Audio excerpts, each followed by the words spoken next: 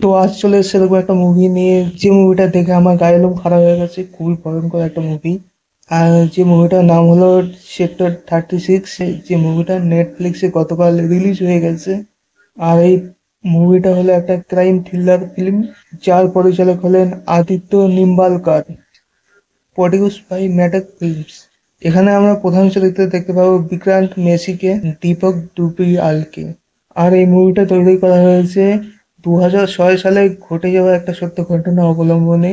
নয়টা সেক্টর 36-এ ঘটে যাওয়া একটা সত্য ঘটনা অবলম্বনে, আর যেটা নিথারি সিরিয়াল কিলিং কেস নামেও পরিচিত। তো এবার চলে আসি এই মুভির গল্পে। এখানে দেখানো হচ্ছে কোনো এলাকা থেকে পরপর কিছু বাচ্চা মিসিং হয়ে যাচ্ছে, আর যার পিছনে রয়েছে বিক্রান্ত মেসির চরিত্র, আর যেটা এই সিনেমার শুরুতেই দেখিয়ে দেওয়া হয়েছে। আর এই কেসটাকে ইনভেস্টিগেট করছে দীপক ডুবরিয়াল। এখানে কি পেরেছে সে উপযুক্ত প্রমাণ সহ বিক্রম মেসিকে ধরতে পেরেছে, কি যোগ্য শাস্তি দিতে তাকে। আর অন্যদিকে বিক্রম মেসি বা কেন এরকম ক্রাইম করছে, যাবতীয় তথ্য জানতে তোমাদের এই মুভিটা দেখতে হবে নেটফ্লিক্স থেকে। বিক্রান্ত মেসি খুব সুন্দর একজন অভিনেতা, সে দুর্দান্ত অভিনয় করেছেন এই মুভিতে। বাকি সবার অ্যাক্টিংও ভালো হয়েছে।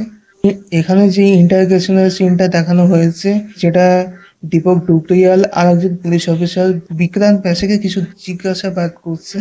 আর এখানে যে বিক্রম মেসি পারফরমেন্সটা করেছে খুবই দুর্দান্ত হয়েছে, তার ডায়লগগুলোও দারুণ ছিল। এখানে আর একটা সিন তুলে ধরা হয়েছে, যেখানে গরিবদের বাচ্চাগুলো যখন মিসিং হয়ে যাচ্ছে, সেই ক্ষেত্রে পুলিশ কোনো অ্যাকশন নিচ্ছে না, আর যখন বড় লোকদের বাচ্চাগুলো চুরি হচ্ছে তখন পুলিশ অ্যাকশন নিচ্ছে। এখানে বড়লোক আর গরিবদের মধ্যে একটা ভেদাভেদ উঠে এসেছে দুর্দান্ত ভাবে। খুবই সুন্দর একটা মুভি, সবার acting, dialogue, screenplay, visual সবই দুর্দান্ত হয়েছে। সবার পারফরমেন্সও খুবই ভালো লেগেছে। নেটফ্লিক্সে অ্যাভেলেবেল আছে, তোমরা গিয়ে দেখতে পারো।